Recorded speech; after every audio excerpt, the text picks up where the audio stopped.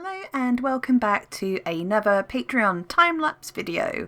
This was a time-lapse ready for, I believe, September, I want to say. Sorry, I'm having a moment for like, what month is it? I was sick for a couple of weeks, so I've completely lost track of time.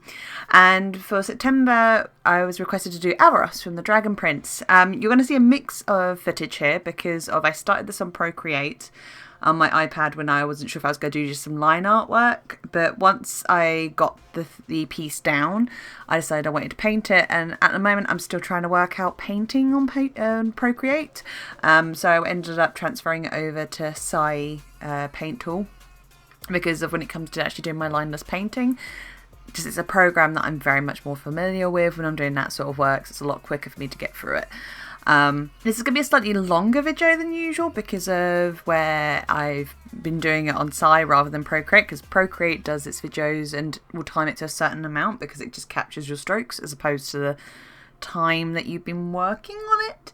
Whereas with Sai, I've been using my OBS to collect it, so it's generally a bit more, takes a bit longer, it doesn't take a snapshot so much as it just takes a continuous recording, and whilst I try and cut out as much gaff as possible, it's not always the case.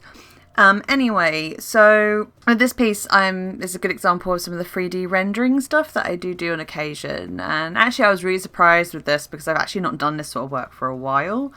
I think the last time I did a piece like this was probably one of my Patreon portraits, or probably the Ash piece I did last November. It's a little while ago. I've not been doing much of these this year.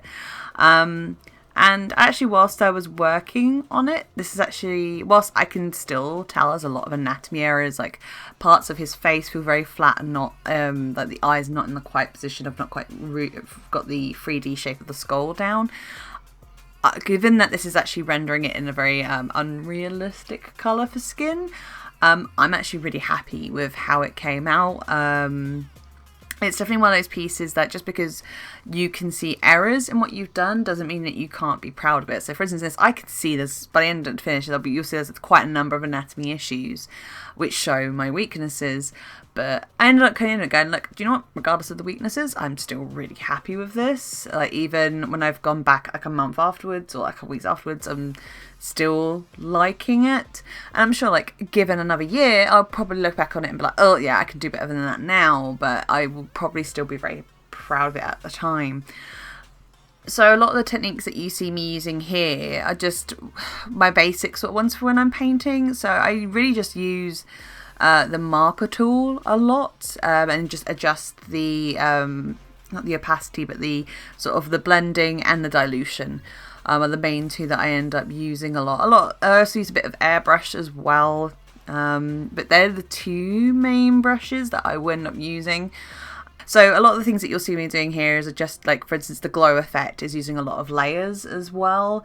So in this, there's a lot of using opacity and hard light, doing multiple layers just to give that sort of glow effect because of, I mean, one of the things I like about Aavarosl in the program is that he has just a beautiful character design anyway, a very enigmatic character design, but also just aesthetically just is my jam.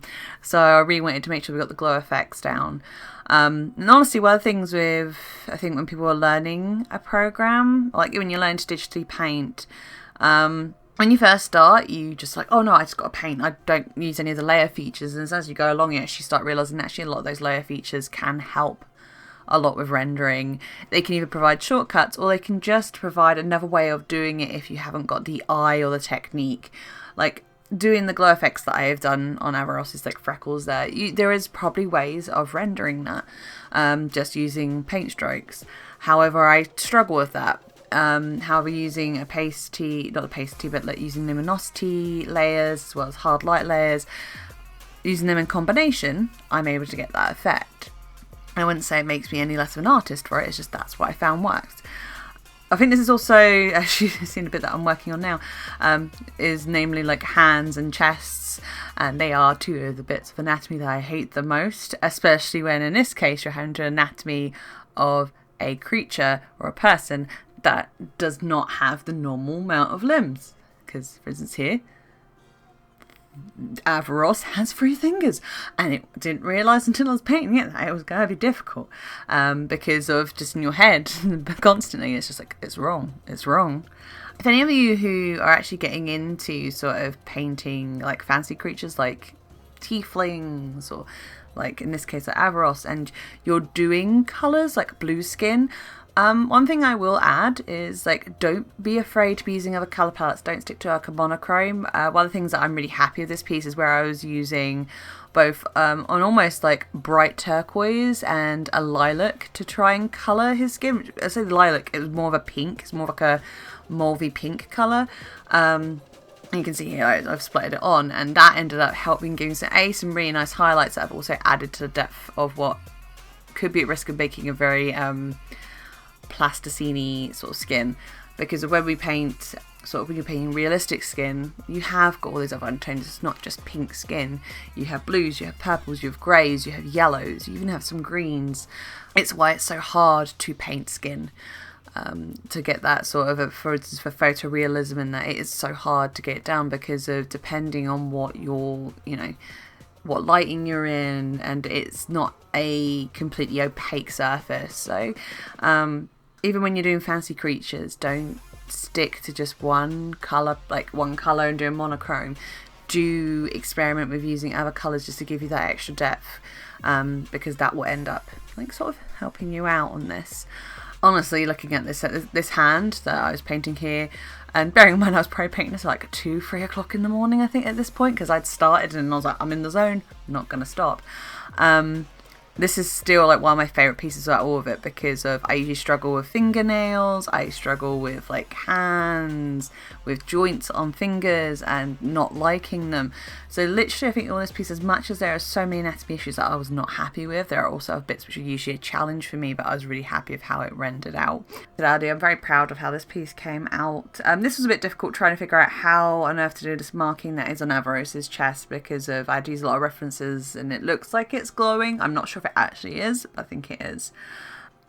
One thing I'm not so happy with this piece is the hair. Usually the hair is my favourite bit, but I think because it was so near the end when I was getting to this bit, I was like, at that point, like, I just want to get it done and dusted, because I think I was painting this probably like 2-3 o'clock in the morning, just before a con, not like days before, like not like the day before con, but a couple of days before the con, because I wanted to get it done and dusted so I didn't have to worry about it whilst I was at Glasgow convention, which was fantastic. Glasgow con, it's always a solid con, super chill.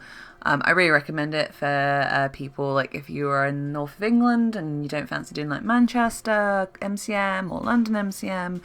Glasgow MCM is so good and it's so super chill.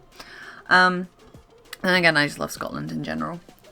Because I was doing it sort of late at night, I think it got to a point where it doesn't mean I'm unhappy with it, but there's bits where I'm like, I could have rendered that a bit more, I could have polished that a bit more. And I think, unfortunately, the hair and the metal effects got the weak end of sort of the stick with this. Whilst I'd spent most of my time on the skin, by the time I got to the hair and the metals, I was like, I just want to get this done. I'm done. I'm tired. But one of the things that I find is if I stop working on a piece, I find it harder to come back to it, and I may not be in the zone, particularly when I'm doing this sort of style paint work. When I'm in the zone, I can get it done and it looks great. If I'm not, I can struggle as much as you like and it's not going to work. And that's why I'll change what commissions I do every so often.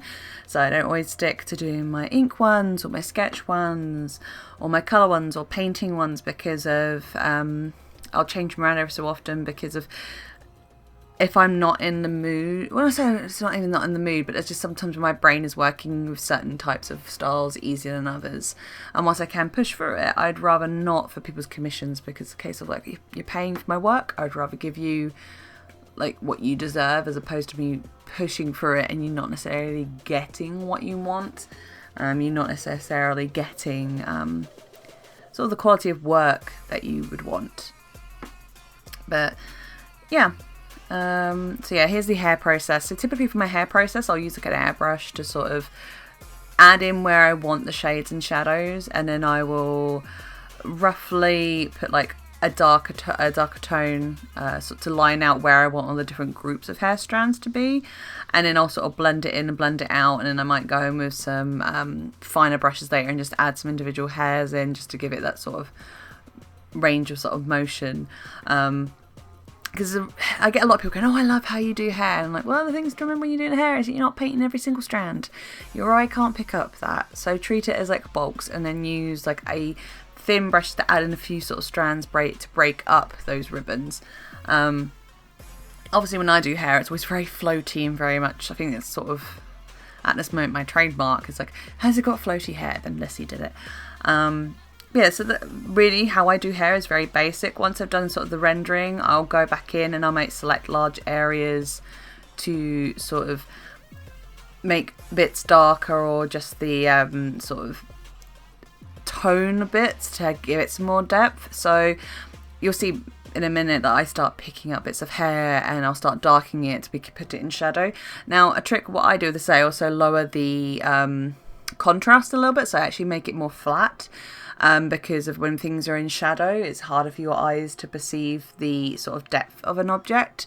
So by adding sort of like that, sort of decreasing that contrast, sort of emulates that a little bit as well.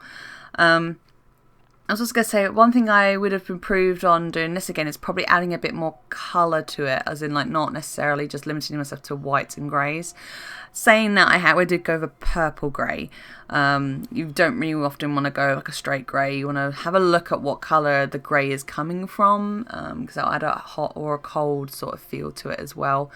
Horns, again, I wish I'd taken a bit more time with, but hey ho. With the horns, in the end, at this point, I was getting to the end of my tether, so it is very basic. But again, I use that same principle of using both blue and pink to highlight the purple. I wish I probably put more depth on the designs here, but in the end, it still came out looking really good. So I can't complain too much. So once again, just putting in those last few shadows, just to make sure that those horns didn't look like they were sticking out too much.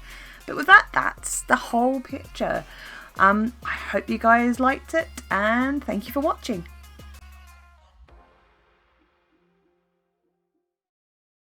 Quick word before you guys go, please remember to like and subscribe this video. As much as I know it is a hassle to do this, guys, it really does mean a lot to small creators like me. I'd also like to take this opportunity to thank my Patreons, who without their love and support I would not be able to make these videos and continue to do my artwork. If you'd like to be part of my Patreon, you can find the link below in the doobly-doo, and with that, thank you so much, guys.